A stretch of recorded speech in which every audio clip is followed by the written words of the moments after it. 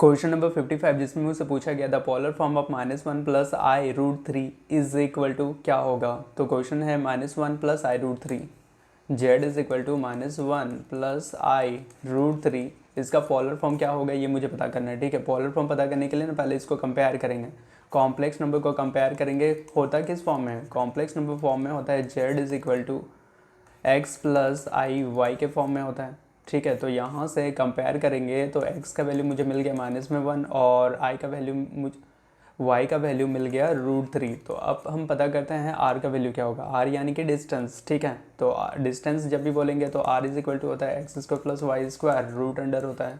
ठीक है, तो x का वैल्यू मुझे पता चल जाएगा -1 का स्क्वायर हो गया, y का वैल्यू भी गिवन है √3 का होल स्क्वायर हो जाएगा, यहाँ पे रूट अंडर, तो यहाँ पे -1 का स्क्वायर प्लस में 1 और स्क्वायर रूट को कैंसिल कर देगा तो हो जाएगा 3 और 1 मिलकर हो जाएगा 4 और 4 का रूट होता है 2।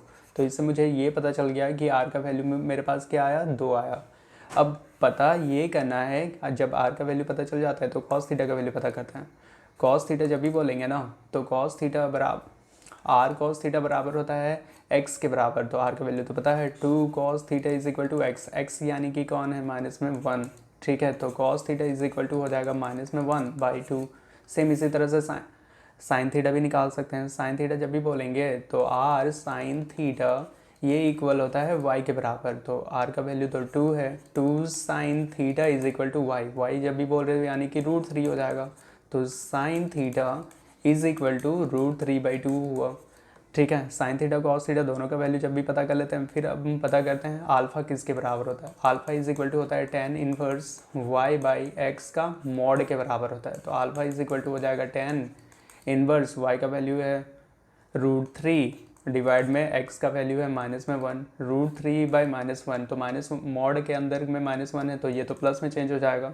तो यहाँ से हम ऐसे बोल सकते हैं अल्फ़ा इज इक्वल टू हो जाएगा tan इनवर्स, सिर्फ √3 बचेगा और √3 किसका वैल्यू होता है, तो tan 60 डिग्री का वैल्यू होता है। 60 डिग्री को बोलते हैं tan π/3।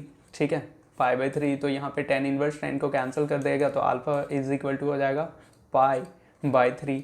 अल्फ़ा का वैल्यू भी जब मेरे पास पता चल गया, ठीक है, अल्फ़ा का वैल्यू देखो, साइन थीटा का वैल्यू मेरे पास पता चल गया -1/2 और कॉस थीटा का वैल्यू -1/2, साइन थीटा का वैल्यू √3/2 और पाई का वैल्यू अल्फ़ा का वैल्यू π/3 है और r का वैल्यू अगर मेरे पास 2 है। सब के सब चीज़ पता है, अब मुझे पोलर फॉर्म बस निकालना है। ठीक है, जब भी बोलते हैं पोलर फॉर्म तो पोलर फॉर्म किस फॉर्म में होता है, तो पोलर फॉर्म